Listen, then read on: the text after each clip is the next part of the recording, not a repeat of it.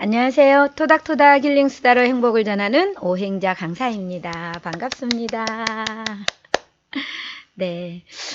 오늘이 월요일입니다. 일주일이 또 훌떡 지나가고 또 새롭게 한 주를 시작했는데요. 여러분 주말 잘 보내셨어요? 저는 지난 주말은 계속 그 1박 2일 워크숍이 있어가지고, 유성에 가 있었어요. 그래서 대한치매예방협회에 워크숍을 가는데 우리 봉숭아학당 식구들이 또 총장님 모시고 함께 잘 다녀왔습니다. 주말 내내 비가 내렸죠. 비가 와서 이제 가을비가 또 내리고 나니까 어떠셨어요? 어떤 분은 톡에서 그런 얘기 하더라고요. 너무 비가 많이 와서 우울증에 걸릴 것 같은 만큼 좀 그랬다 라는 이야기를 하는 분도 계시고, 저는 비에 젖은 단풍을 이렇게 운전하면서 이렇게 보면서 오다 보니까 저는 뭐라 그럴까, 왠지 좀 차분한 느낌? 좀 깊이 생각하는 그런 시간이었던 것 같아요. 그래서 똑같은 모양을 바라보더라도 우리는 다 느낌이 다르죠. 이왕이면 긍정적인 선택을 하길 바라면서 긍정적인 생각, 결국은 긍정적인 삶의 선택이 여러분들을 행복하게 하지 않을까 싶습니다. 제가 요즘에 이 책 소개했었죠. 인문학을 좋아하는 사람들을 위한 불교 수업. 이 책에서 또 한 페이지를 한번 나눠볼까 합니다.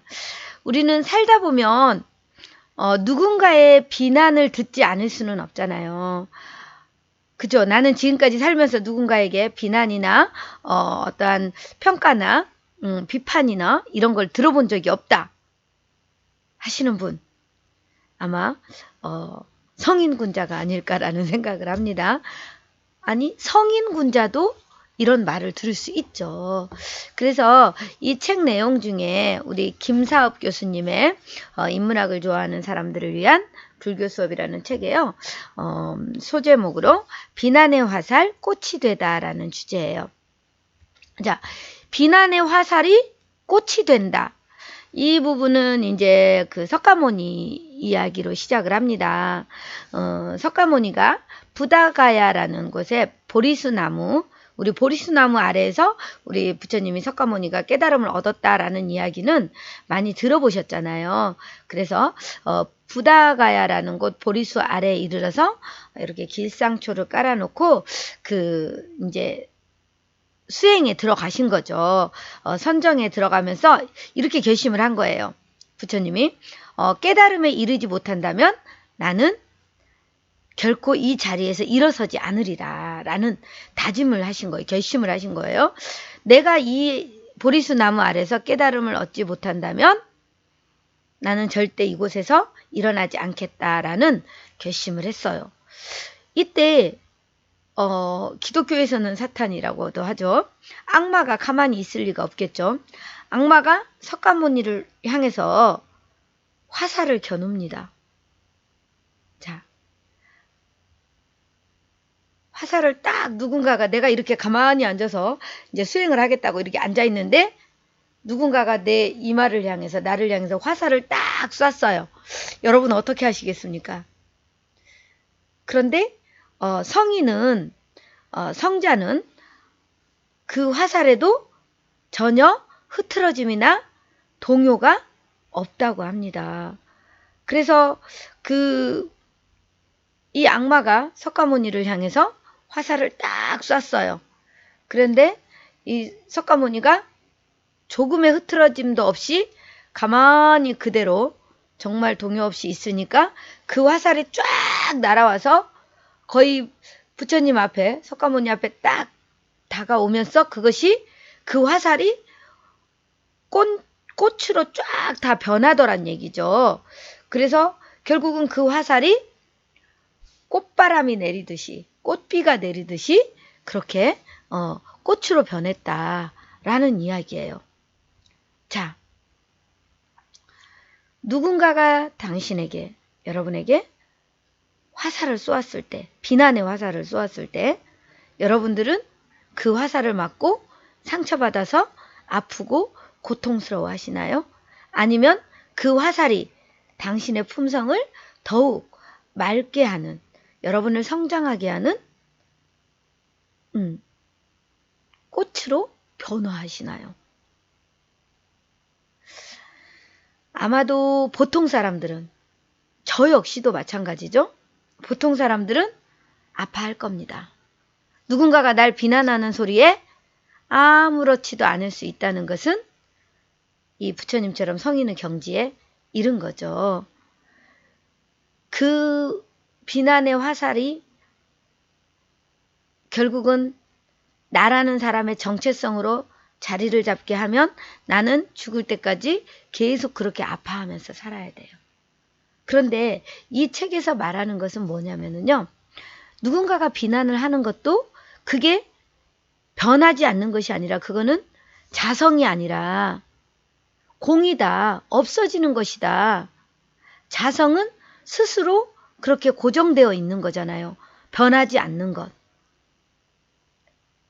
그런데 어떠한 누군가의 비난이나 어떠한 말이나 이런 것들은 다 변한다는 것. 굳이 어차피 변하고 사라지고 없어질 건데 그것에 집착해서 우리가 아파하고 고통스러워하고 괴로워할 이유가 전혀 없다는 거죠.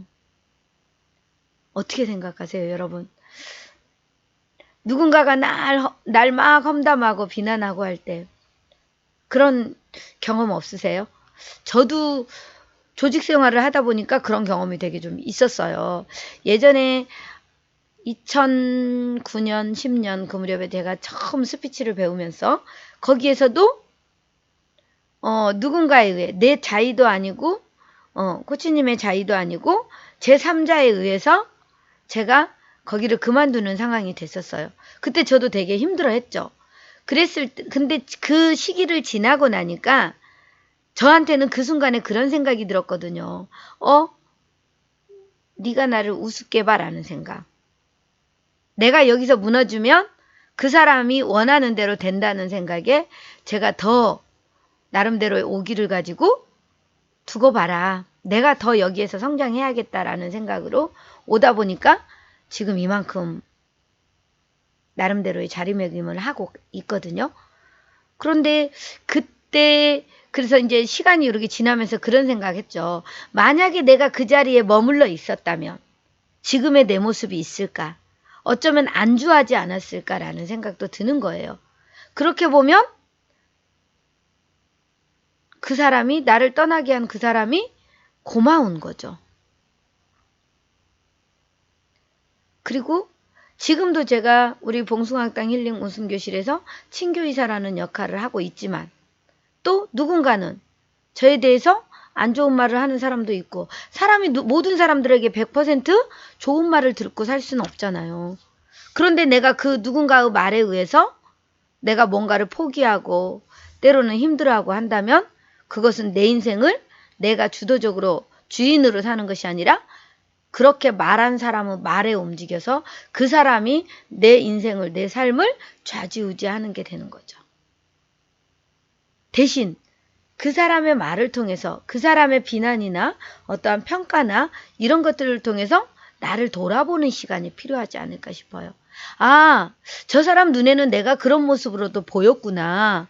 그러면 나는 어떻게 할 거지? 라는 생각을 스스로 해보는 거죠. 그리고 나서 내가 그 말들을 내 성장의 밑거름으로 디딤돌로 삼는다면 결국은 내가 성장하는 삶이 아닐까. 그 말에 흔들리지 말자는 게 저의 생각이에요. 그 누군가의 말 때문에 내가 상처받고 아파하고 내가 하고 싶은 것을 하지 못하는 그런 불상사는 만들지 말자는 거죠. 되게 공감되는 이야기예요. 그래서 이렇게 이야기를 하세요. 사람들은 상대가 쏜 비난의 화살 그대로 맞고 깊은 상처를 입는다. 그 아픔에 시달리는 시간이 길어질수록 상대에 대한 증오는 눈덩이처럼 커지고 모든 관심은 그 비난의 허위성을 증명하는 대로 쏠린다. 그쵸? 내가 그 사람에게 나한테 나를 비난한 사람에게 복수를 해야 되고 그 사람이 잘못됐다는 것을 증명하기 위해서 나는 나를 합리화시켜야 되고 누군가의 책의 이야기를 갖다가 그 사람을 계속 잘못된 것으로 몰아가는 거죠. 그러면서 나는 또 계속 그거를 정당화하기 위해서 또 노력을 할 것이고요. 그러다 보면 그 사람에 대한 미움은 당연하게 생각하고 그 사람에 대해서 복수해야 되는 것도 당연하게 생각해야 하게 되고 그 사람이 잘못되기를 바라는 마음도 당연하게 보는 거죠. 그래서 여기에서 그 빛이라는 영화를 하나 소개해요. 빛이라는 영화는 그 리처드라는 주인공, 레오나르도 디카프라는 분이 주연을 맡았던 그 영화인데요. 저는 그분 레오나르도 디카프리오. 저는 사실은 그분을 잘 몰라요.